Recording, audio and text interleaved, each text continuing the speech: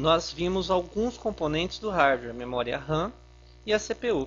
Agora nós vamos estudar os periféricos. É fácil identificar o periférico porque tudo aquilo, a grosso modo, né, geralmente, é tudo aquilo que não é memória RAM ou CPU. Por exemplo, o monitor, as caixas de som, o teclado, o mouse, a impressora, scanner, multifuncional, a webcam, o HD, o leitor de CD, entre outros componentes ou dispositivos que são caracterizados como periféricos. Os periféricos eles são classificados de acordo com a sua natureza e a relação com a CPU e a memória RAM. Existem periféricos, por exemplo, que são classificados como periféricos de entrada, porque a sua natureza é enviar informações e instruções para a memória RAM e CPU. São exemplos de periféricos de entrada o teclado, mouse, a webcam, scanner, entre outros. O microfone, por exemplo, é um outro, o joystick é um outro e assim por diante. Tudo que você está digitando no teclado, as letras, os caracteres, eles são enviados para a memória RAM e não para o seu monitor, né? Porque o que aparece no seu monitor é reflexo do que está armazenado na memória RAM. Então, quando você digita alguma coisa, essa informação é enviada em primeira instância para a sua memória RAM. Existem outros periféricos que fazem o processo inverso. Eles desempenham a função de receber informações ou instruções da CPU ou memória RAM. São exemplos de periféricos de saída: o monitor, as caixinhas de som, a impressora, entre outros. Então esses periféricos é como eu disse, o monitor. Tudo que está no monitor é porque ele está recebendo informações da memória RAM e instruções da CPU. Por isso que o seu monitor está funcionando. E são periféricos de saída. Existem outros, o terceiro tipo de periférico, que eles desempenham as duas funções. Em um momento eles enviam informação e instruções para a CPU e memória RAM, em outro eles recebem informações e instruções da memória RAM e CPU.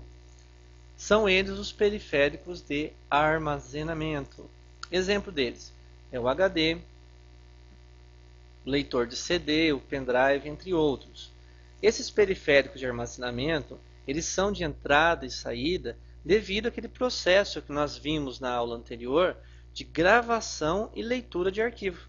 No momento em que eu leio um arquivo desses dispositivos, é o momento em que é enviado informação para a memória RAM. Então ele está entrando com informação.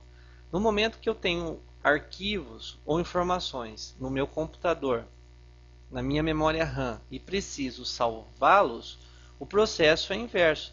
É o processo de recebimento de informação desses dispositivos, né? Eles recebem o que está na memória RAM para o dispositivo no momento que você salva. Então é por isso que ele é de entrada e saída. Entrada no processo de leitura e saída no processo de gravação. Então aqui nós conseguimos fechar os principais conceitos em relação ao hardware. Entendemos memória RAM, CPU e os periféricos, que são de entrada, saída e armazenamento. Continuando aqui a nossa aula sobre fundamentos de equipamentos de processamento de dados, lembrando que nós já vimos os conceitos principais de hardware e agora nós vamos aprofundar o conhecimento sobre software. Lembrando que o software é aquilo que gera atividade no computador. Então os softwares eles são classificados basicamente em três tipos: sistemas operacionais, os sistemas especialistas e os utilitários. Os sistemas operacionais eles são softwares que permitem a operação do computador. É raro uma máquina que não tenha um sistema operacional. A grande maioria tem. O software que provavelmente você conhece mais é o Windows. Então toda aquela linha do Windows 1, 3.11, XP, 95, 98, NT, o Windows 7, todos eles são sistemas operacionais. E eles permitem que o seu computador funcione. Basicamente é isso aí. Então, quando você usa teclado, mouse, monitor, esses dispositivos eles estão em funcionamento.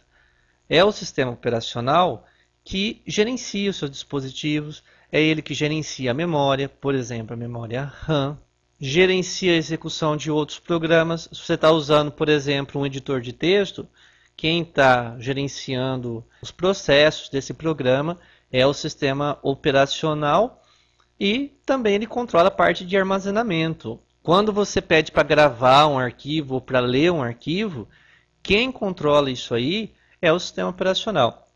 E olha, não existe só o Windows sistemas operacionais, existem vários outros. Um concorrente direto do Windows e que tem a cada dia conquistado mais adeptos é o Linux, que tem várias distribuições por aí.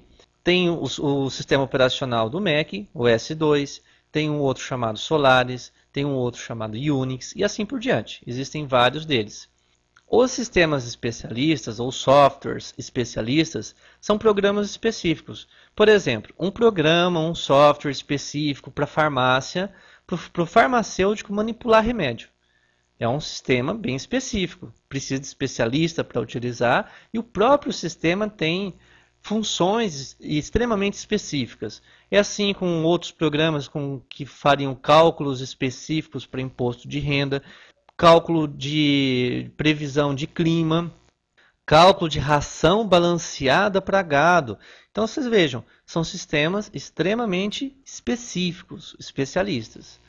Existem também os utilitários, que são softwares de utilidade geral, que é o Word, é o Excel, é o PowerPoint, é o OpenOffice lá do Linux, que são programas utilitários para você editar texto, imagem, fazer cálculos, fazer apresentações, entre outras coisas. Então essa é a classificação dos softwares.